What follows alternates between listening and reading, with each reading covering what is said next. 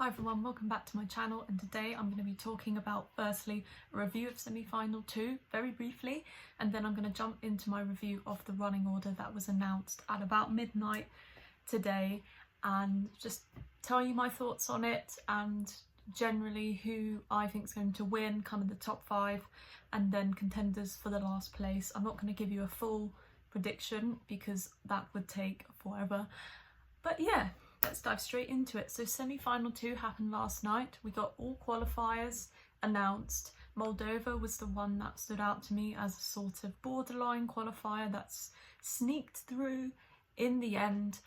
That last spot was up for grabs by, I think, Moldova, Denmark and Austria. All the other countries, in my opinion, they were just dead and buried after the rehearsals and there was just no chance for them to go through. I just want to quickly talk about the non-qualifiers for a second, in particular the Czech Republic, which was a personal qualifier of mine, but unfortunately it was staged so terribly. Poor Benny, I mean, his vocals were just not strong enough. They really were not strong enough. He was walking around the stage relying on backup vocals way too much, and he was so breathy and it just came across really badly. I mean, he had bags of charisma, but that wasn't enough to kind of push him up in the betting odds or anything like that. And I thought the choice of backing singing was just, I mean, as a musician, I don't sing, but like the choices they made in that case where they basically had a backing singer singing really high, like a whole octave above Benny, and then when Benny stopped singing to catch his breath, basically it was just this backing singer going, "Why don't you let me have it? Why don't you let me have it?" And it just sounded, like I said before, it was like a seal. And I'm sure that guy who was singing is a good singer, but the notes he was being made to sing along with the tone and obviously the words, it was just not working. Then you had Benny breathlessly trying and struggling to sing and it just buried itself. Unfortunately, it didn't go through, but I wasn't surprised one bit. Secondly, Latvia for me was the worst performance of the night. I mean, I'll come to Poland later, that was a contender, but Latvia, unfortunately, you had somebody with very, very strong, powerful and loud vocals, Samantha Tina, singing in 3 different keys above the backing track.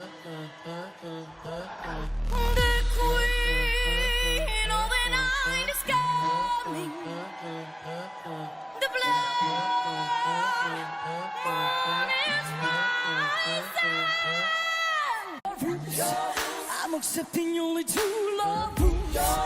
I'm a woman, I'm a ruler. It went all over the place and I'm not going to sugarcoat it here. It was on some of the worst vocals of the night. Not even Rafał went to that level that she did. I mean, she's a great singer, but live with the backing, with her earpiece, she was not coping. There was no way that was musical experts, if there were any in the juries, they would have spotted that immediately and they would have not given her points for that because it was just, it was awful. It was not good, and I don't care if I get comments telling me I'm being mean or unreasonable.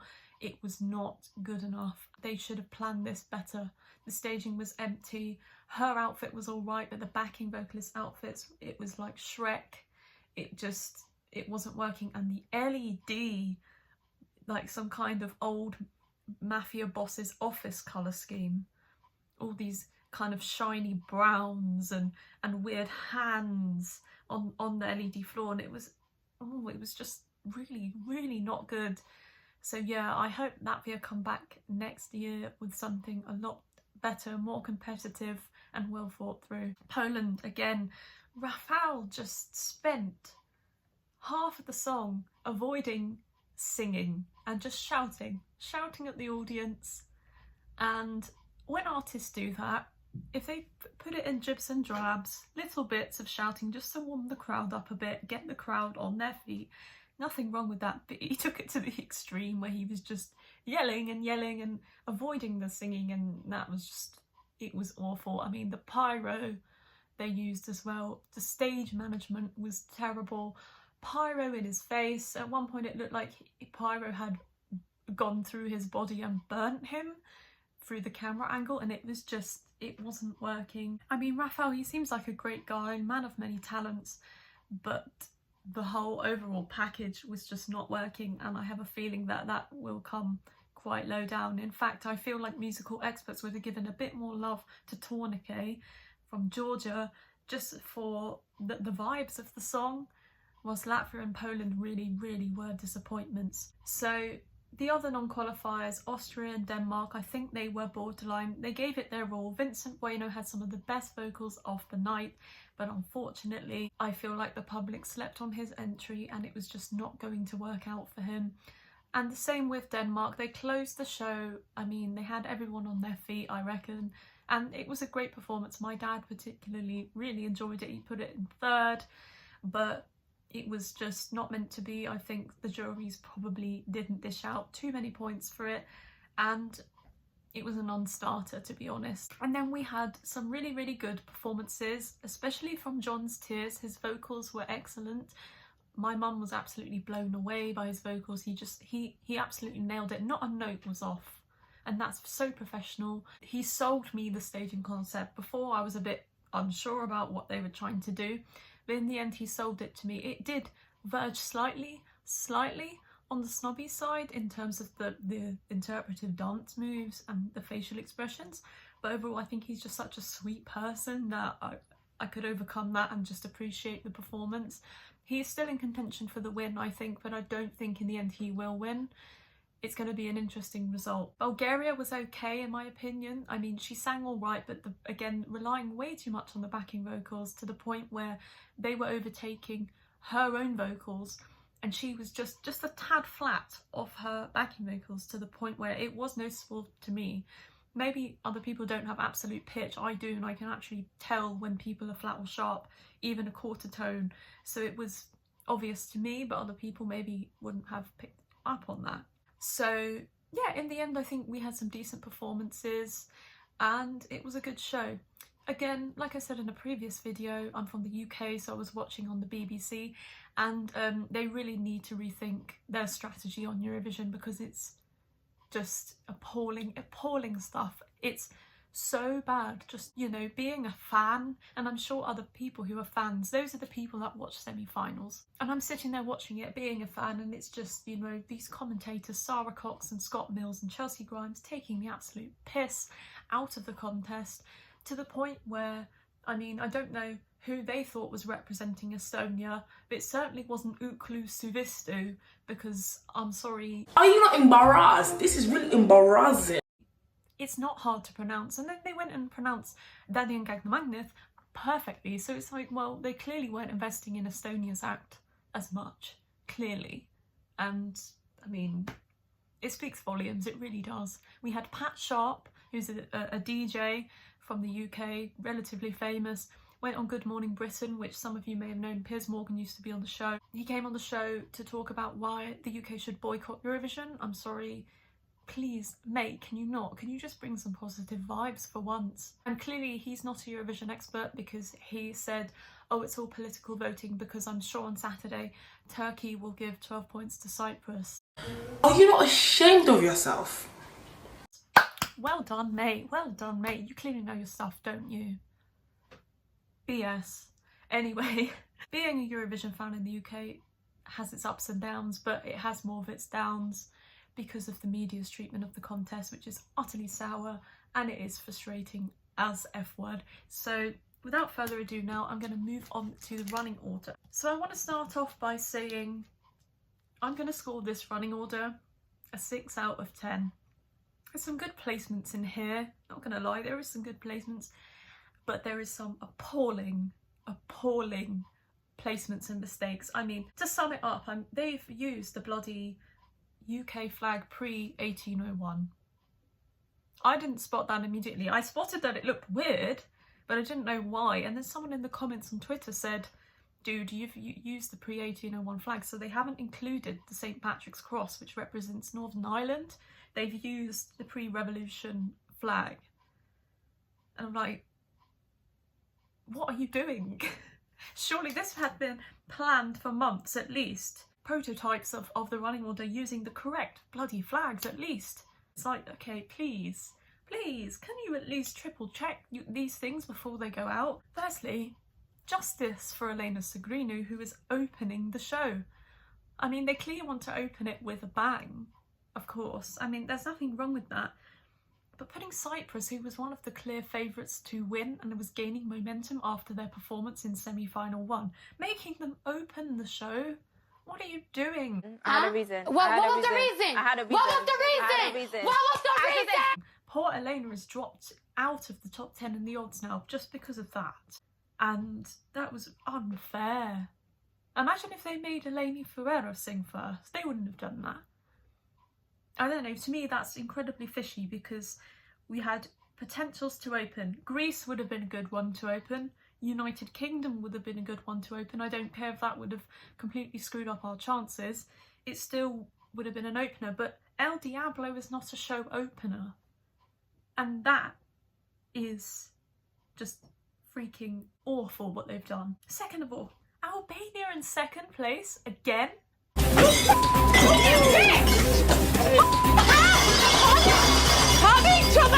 Emita Milici sang in second in 2019 and they've only gone and done that to Albania again, the position of death. That's wrong. Do they not have a look at previous running orders? That's terrible. I feel so sorry for Angela Peristeri now. Russia in fifth, like Sergei Lazarev was in 2019. Why have they put Russia so early on? They should put them in towards the middle at least. Malta in sixth. There we are. Malta is not going to win now. They're in sixth. So early on. I don't know if they're trying to mess with the fans by telling us maybe Malta didn't do as well in the semi-final, because obviously Duncan Lawrence won the semi-final in 2019 and they put him in position 12, I believe. So they put, you know, the favourites quite late on in the first half. So they've put Iceland on in 12, Switzerland on in 11. I mean, putting those two together as well, I don't know what they're doing there. You should split, you should, you know, put gaps between the favourites. Have complementary entries next to each other. Don't put, you know, Switzerland, really emotional, impactful, beautiful vocal, and then Iceland, also a favourite, you know, very incredibly fun and charismatic on stage, and you know, it gets you on your feet. Like, I don't know why they've done that. They could have put, you know, Spain in between them, but they put Spain to close the first half as well. Oh, I just don't know what's going on here. But on a positive note, I wanted to mention how Portugal has soared in the odds all of a sudden. I think this was slept on for ages, including myself, who criminally underrated this song. I think the live performance really, really does it justice, and it just, you know, brought out a new side of the song. And the lead singer's vocals were just perfect. Not a note was off. He really, really did a good job. And this is a dark horse now. It could finish in the top 10. I wouldn't be surprised. Public vote may be a little bit, you know, pitchy. It could be around, you know, 40 or 50 points. But it could have a strong jury score of maybe over 100. So this could finish in the top 10 for sure. Greece's live performance in the semi-final was okay. I mean, she looked amazing. She sang really well, but the dancing, the choreography was just so basic. And then, I'm sorry, don't kill me in the comments, but that green screen effect was so rubbish. I mean, it just looked weird. I mean, the concept of it was brilliant, but the execution wasn't good enough, in my opinion. I mean, you had the people dressed in the different kind of body parts of clothing, with the green covering the rest of their body. But then there was moments where the green screen was kind of failing and you could see bits of them appearing, and then one of the dancers' glove didn't get put on or something. They probably ran out of time, so you could just see their hand. I mean, that failed. And then Stefania just looked so uncomfortable when she had to climb those stairs and she was standing on the top. And then when they carried her down to the stage, she looked so strained, and it just didn't look as good as it could have done. They were going for a Sergei Lazarev 2016, except Sergei handled it with poise and professionalism, while Stefania, she's obviously a new performer, she's young, hasn't done this type of thing before, and it really kind of did show. And unfortunately, I think that maybe would have affected their score, but I'm still pleased that they're in the final because the song is great and her voice is just so good. But I have to be critical of that because it didn't look great on stage. Something else I need to point out as well is that San Marino is closing, and that is a great place for them to be in. It's going to probably boost their chances of finishing in the top 10 now. So I mean, that is great for them, and it is a good show closer. I would have thought maybe Italy, but I think they wanted to kind of put Italy just slightly before to keep the momentum going. So I think the two countries that have, well, three countries actually that have really done well from this running order is Finland, coming straight after Germany, and then followed by Bulgaria. So Finland is just, it's obliterated those two entries. I do feel slightly sorry for Victoria in this case because she's sandwiched between two eclectic pieces of music. Lithuania and Finland, I mean, people are going to remember those more. So I don't know, I think she has been slightly swallowed up now, and her chances of finishing the top 5 have probably kind of dwindled slightly. Ukraine is going to possibly win the televote this year or finish in the top 3 of the televote. This was trending in the United Kingdom. It was, I mean, the amount of views it's got, it's just so memorable. The performance was ecstatic. Her vocals were so good. Everything about it was just so cool.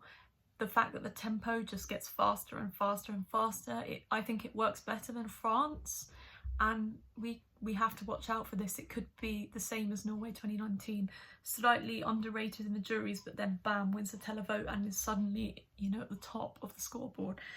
I'm predicting that to happen. France has also been dealt really well with the running order, but they are following Ukraine. So Ukraine is doing the whole speeding up thing in their tempo, and then France will do the same, and I feel like Ukraine will blow them out of the water in that aspect. But France, you know, they will finish in the top 3 this year. They've got a great song, a great vocalist, and a good staging concept. I don't think they're going to win though. I don't think it's going to get enough in the public vote to win, but it will probably come 2nd or 3rd this year. And of course, I need to mention Azerbaijan and Norway next to each other. Clearly a PR stunt, like the whole Tix and Effendi situation. I mean, I think it's sweet in a way, but I feel like Tix is more into it than Effendi is, clearly. And maybe she's just hopping on it for a bit of PR as well. I mean, it has obviously made everyone aware of their songs a bit more. Putting them side by side in the final, though, I just feel that that's slightly cheesy. And then of course we have Italy in 24th place. This, in my opinion, is probably going to win now. This is so good. It blows everything else out the water. Rock music done so well. It's sexy, it's classy, it's so fun. Damiano's vocals are literally the same as the studio version. There's no difference. He is incredible. He is so talented. The whole band are so talented. They look like supermodels. They're just so photogenic, charismatic. I mean, I really hope they win. Fingers crossed for Italy. And then Sweden is an interesting one in this case, because Sweden are sandwiched between Italy and San Marino. Some people may think, oh, Sweden are on, you know, really close to the finish, but I mean, I think they've been screwed here, to be honest. Following Italy, I mean, Italy is just so bombastic, and then you got Sweden, which is so middle of the road, generic and almost a little bit boring. And then San Marino straight afterwards, you know, lots of colour, lots of lights. Flo Rida on stage, people are going to talk about that way more. Sweden might actually get a really terrible score in the televote, I think. Now, looking at this running order, we could be in for a shock. Potentially, you know, in the top 15 with the juries, but then the bottom 5 of the televote. So my prediction here is top 5, Italy winning. In 2nd place, France. In 3rd place, Switzerland. In 4th place, Iceland. And in 5th place, Malta.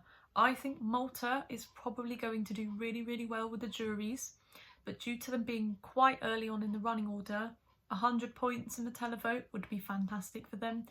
Anything less than that will be slightly disappointing, but unfortunately they have been done slightly dirty here. But you know, I'm still happy that they're in the final and they're probably going to have the best result in years. In terms of bottom 5, I think potentially we could have United Kingdom in 20th. I really hope that they don't come that low, but in my opinion it's just sort of inevitable now. The staging's not cracking it for me. Spain will probably be in the bottom 5 as well. I mean, he's so good at singing, but the song's just not strong enough. A shock bottom 5 could be Israel. They might not get enough points in the public vote, but that's my prediction. Bottom 5 potentially for Israel. Moldova may be in the bottom 5 as well, because I feel like they scraped through in 10th place last night. Germany may be in the bottom 5 as well. I feel like the public will give them a bit of love, but the juries will hate this. And finally, another bottom 5 song. I have a sneaking feeling, just ever so slightly, that Azerbaijan might not do very well this year. Just slightly. But I could be completely wrong. I will post my complete predictions for the grand final tomorrow, but that's my initial thoughts on the running order. So please let me know what you think and who you think is going to win now. But thanks for watching my video. Subscribe if you haven't, and I will see you tomorrow. Bye.